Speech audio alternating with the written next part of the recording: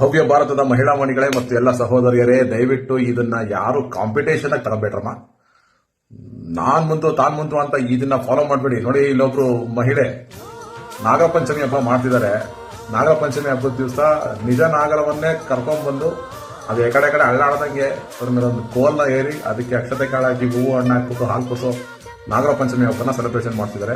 ಭವ್ಯ ಭಾರತದ ಮಹಿಳಾ ಮಣಿಗಳು ನಾವೇನು ಕಮ್ಮಿ, ನಾನು ಯಾವ್ದ್ರಲ್ಲಿ ಕಮ್ಮಿ, ನಮ್ಮನೆಗೂ ಹಾವು ತರಿಸ್ತೀನಿ ಅಂತ ಹೇಳ್ಬಿಟ್ಟು ಗಂಡನ್ನ ಹಾವಿಡ್ಕೋಬಾರ್ದಂತ ಕಳಿಸಿ ಅಥವಾ ಹಾವಾಡಿಗನ್ನೇ ಮನೆಗೆ ಕರೆಸ್ಬಿಟ್ಟು ನಾಗರ ಪಂಚಮಿ ಹಬ್ಬನ ಮಾಡೋ ಒಂದು ಸಂಪ್ರದಾಯಕ್ಕೆ ದಯವಿಟ್ಟು ನಾಂದಿ ಆಡ್ಬೇಡಿ ತಾಯಿ. ನೀವು ನಿಜವಾಗ್ಲೂ ಕಲ್ನಾಗರಕ್ಕೋ ಅಥವಾ ಹುತ್ತಕ್ಕೋ ಹಿಂಗೆ ಹಾಲಿರದೆ ನಾಗರ ಪಂಚಮಿ ಹಬ್ಬ ಮಾಡಿ. ನೋಡಿ, ಈ ಸ್ಕೂಲ್ಗಳಿಗೆ, ಸರ್ಕಾರಿ ಶಾಲೆ ಸ್ಕೂಲ್ಗಳಿಗೆ ಹೋಗ್ತಿರೋ ಮಕ್ಕಳು ಅದ್ರಲ್ಲಿ ಯಾರೋ ಒಬ್ರು ಕಾನ್ವೆಂಟಿಗೆ ಹೋಗ್ಬಿಟ್ರು ಅಂದ್ರೆ ನನ್ನ ಮಗ ಏನ್ ಕಡಿಮೆ, ನಾನು ಯಾವ್ದ್ರಲ್ಲಿ ಕಡಿಮೆ, ನಡೆ ಚಿನ್ನ ಬೆಳ್ಳಿನ ಅಡೆಯೋದಾಗ್ಲಿ ಅಥವಾ ಎಲ್ಲರೂ ಸಾಲ ಮಾಡೋದಾಗ್ಲಿ ನಾನು ಪ್ರೈವೇಟ್ ಸ್ಕೂಲ್ ಸೇರಿಸ್ಬಿಡ್ತೀನಿ ಅನ್ನೋ ಕಾಂಪಿಟೇಷನ್ ಈಗಿನ ಮಹಿಳಾ ಮಣಿಗಳು ಬಂದಿರೋ ಪರಿಣಾಮ ಸರ್ಕಾರಿ ಶಾಲೆಗಳು ಬರಿದಾಗ್ಬಿಟ್ಟಿವೆ. ಇದೇ ಕಾಂಪಿಟೇಷನ್ ಈ ತರ ವಿಡಿಯೋಗಳು ನೋಡಿ ತಾವು ಯಾರಾದ್ರೂ ಇನ್ಸ್ಪೈರ್ ಆಗ್ಬಿಟ್ರೆ ಹಾವುಗಳು ಕತೆ ಏನಾಗ್ಬೇಡ. ಯಾವ ಬಿಲ ಇದು ಎಲ್ಲಿದ್ರು ಹುಡ್ಕೊಂಡು ನನಗೊಂದು ನಾಗರಾವ್ ಬೇಕು, ಅವ್ರ ಮೇಲೆ ಸಣ್ಣ ನಾಗರಾವ್ ಇಟ್ಟು ಪೂಜೆ ಮಾಡಿದರೆ ಕರ್ಕೊಬಂದು ನಾವು ಅದಕ್ಕಿಂತ ದೊಡ್ಡ ನಾಗರಾವ್ ಇಟ್ಕೊಂಡು ಪೂಜೆ ಮಾಡೋಣ, ಅದಕ್ಕಿಂತ ಕರಿ ನಾಗರಾವ್ ಇಟ್ಕೊಂಡು ಪೂಜೆ ಮಾಡೋಣ. ಈ ತರದೆಲ್ಲ ಒಂದು ಕಾಂಪಿಟೇಷನ್ ದಯವಿಟ್ಟು ಬಿಡ್ಬೇಡಿ ಮಹಿಳಾ ಮಣಿಗಳೇ. ನಿಮ್ ಕೈ ಮುಗಿದು ಕೇಳ್ಕೊತಿದೀವಿ, ನೀವು ಸ್ವಲ್ಪ ಈ ತರದಕ್ಕೆಲ್ಲ ಹೆಸರುವಾಸಿ. ನಿನ್ನೆ ಇನ್ನು ನಾಸ್ತಿಕತೆ ಮತ್ತು ಆಸ್ತಿಕತೆ ಬಗ್ಗೆ ಒಂದು ವಿಡಿಯೋ ಮಾಡಿದ್ದೆ. ಈ ವಿಡಿಯೋದಲ್ಲಿ ನಾಸ್ತಿಕತೆಗಿಂತ ಆಸ್ತಿಕ ಮನಸ್ಥಿತಿ ಇರತಕ್ಕಂಥವ್ರೆ ನಮ್ಮ ದೇಶದಲ್ಲಿ ಜಾಸ್ತಿ ಇದ್ದಾರೆ, ಎಲ್ಲದಕ್ಕೂ ದೇವರ ಮೇಲೆ ಅವಲಂಬಿತರಾಗಿದ್ದಾರೆ ಅಂತ. ಈಗ ಕಲ್ಲು ನಾಗರ ಕಂಡರೆ ಹಾಲು ನೆರೆ ನೆಂಬುವರಯ್ಯ, ದಿಟ ನಾಗರ ಕಂಡರೆ ಕೊಲ್ಲು ಕೊಲ್ಲೆಂಬರಯ್ಯ ಅನ್ನೋ ಒಂದು ಬಸವಣ್ಣವರ ವಚನ ಇದೆ. ಅದ್ರ ಪ್ರಕಾರ ನಾವು ಇಷ್ಟು ದಿವಸ ನೋಡ್ಕೊಂಡ್ ಬಂದಿರೋ ಪ್ರಕಾರ ಕಲ್ಲಿನ ನಾಗರನ ವಿಗ್ರಹಕ್ಕೆ ಅಥವಾ ಉತ್ತಗಳಿಗೆ ಹಾಲೆರೆದು ನಾಗರ ಪಂಚಮಿನ ಮಾಡಿ ಭಯಭಕ್ತಿಯಿಂದ ಏನೋ ದೇವರು ಅದನ್ನು ಒಂದು ಜೀವಿ ಹಾವನ್ನು ಕೂಡ ದೇವರು ಅಂತ ಪೂಜಿಸ್ತಕ್ಕಂಥ ಸಂಪ್ರದಾಯಕ್ಕೆ ಮಾಡ್ತಿದ್ರಿ, ಒಪ್ಕೋಣ, ಓಕೆ. ಅದರಿಂದ ಯಾರಿಗೂ ತೊಂದರೆ ಆಗ್ತಿರಲಿಲ್ಲ, ಯಾರಿಗೂ ಸಮಸ್ಯೆ ಆಗ್ತಿರಲಿಲ್ಲ. ಈಗ ನಿಜವಾದ ನಾಗರವನ್ನ ಇಟ್ಕೊಂಡ್ ಬಂದ್ಬಿಟ್ಟು ನೀವು ಪೂಜೆ ಮಾಡ್ತೀನಿ, ನಾಗರ ಪಂಚಮಿ ಮಾಡ್ತೀವಿ ಅಂದ್ರೆ ಆ ನಾಗರಾವುಗಳು ನಿಜವಾಗ್ಲೂ ಹಾಲು ಕುಡಿಯಲ್ಲ.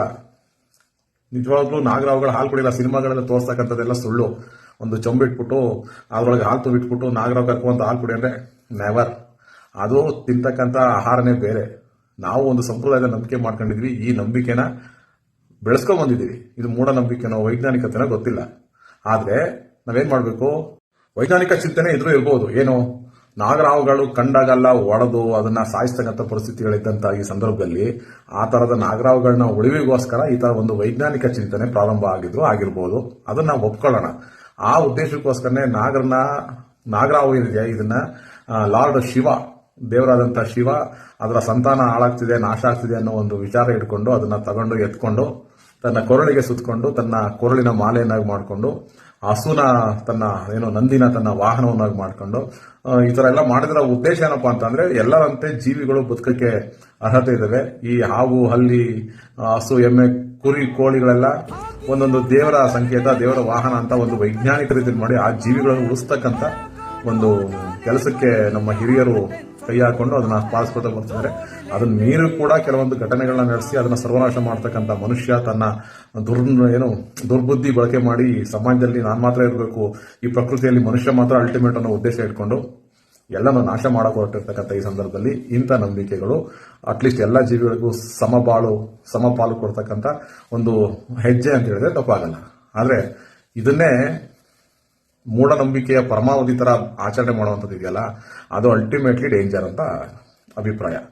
ನೋಡಿ, ಹಾವುಗಳನ್ನ ಕರ್ಕೊಬಂದು ಈ ತರ ಮನೆ ಒಳಗೆ ಹಿಂಸೆ ಕೊಟ್ಟು ಚಿತ್ರಹಿಂಸೆ ಕೊಟ್ಬಿಟ್ಟು ಆ ಹಾವು ಎಷ್ಟು ಬೇಕಂತ ಇರುತ್ತೆ. ಈ ತರ ಹಿಂಸೆ ಕೊಟ್ರೆ ಯಾನಮ್ಮ ಬದುಕ್ತಾನೆ ಸಾರ್ ಅಂತ. ಸೊ ಹಾವು, snake, it's one of the ಜೀವಿ, ಅದು ನಮಗೆ ಬದುಕಕ್ಕೆ ಅರ್ಹತೆ ಇರ್ತಕ್ಕಂಥ ಕಾಡಲ್ಲಿ ಅದ್ರ ಪಾಡಿಗಲ್ಲಿದೆ. ನಾಡಿಗೆಲ್ಲ ಯಾಕೆ ಬರ್ತೇವೆ ಅಂದ್ರೆ ಕಾಡಲ್ಲಿ ಆ ನಾಶ ಮಾಡಿ ಆ ಕಾಡಿನ ಜಾಗಕ್ಕೆ ನಾವು ಬಂದು ಜೀವನ ಮಾಡ್ತಿದ್ರಿಂದ ಅದ್ರ ಮನೆಗೆ ಅದು ಬರ್ತಿದೆ, ನಾವೇ ಅವ್ರ ಮನೆಗೆ ಬಂದಿರೋದು ಅನ್ನುವಂಥದ್ದು ವಾದನ ಎಲ್ಲರೂ ಒಪ್ಕೊಳ್ಳೇಬೇಕು.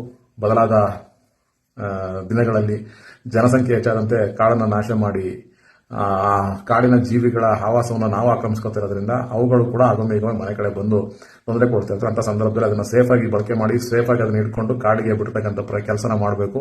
ಎಲ್ಲಾ ಜೀವಿಗಳನ್ನ ಉಳಿಸಬೇಕು ಅನ್ನೋ ದೃಷ್ಟಿ ಇಟ್ಕೊಂಡು ಕೆಲಸ ಮಾಡಬೇಕು ಅಂತ ಹೇಳ್ತಾ ಈ ತರದ ಒಂದು ಪದ್ಧತಿಗಳು, ಆಚರಣೆಗಳು, ಮೂಢನಂಬಿಕೆಗಳಿಂದ ನಾವು ದೂರ ಇರೋಣ. ಜಾಸ್ತಿ ವೈಜ್ಞಾನಿಕತೆಗೆ ಹೆಚ್ಚು ಆದ್ಯತೆ ಕೊಟ್ಟು ಜನಜೀವನವನ್ನು ಸುಂದರಗೊಳಿಸ್ಕೊಳ್ಳೋಣ, ಮೂಢನಂಬಿಕೆನ ಹೊರಗಿರೋಣ ಅಂತ ಹೇಳ್ತಾ ಈ ತರ ಒಂದು ನಿಜ ನಾಗರನ್ನ ಕರ್ಕೊಬಂದು ನಾಗರ ಪಂಚಮಿ ಮಾಡ್ತಕ್ಕಂಥ ಕೆಲಸಕ್ಕೆ ಯಾರು ಕೈ ಹಾಕಬೇಡಿ ಮಹಿಳಾ ಮಣಿಗಳೇ. ಅದು ಒಳ್ಳೇದು ಅಲ್ಲ, ಅದು ಸರಿನೂ ಅಲ್ಲ. ನಾನು ನಿಮ್ಮ ವೆಂಕಿ ಹಾಸನ್. ಎಲ್ಲರಿಗೂ ನಮಸ್ಕಾರ.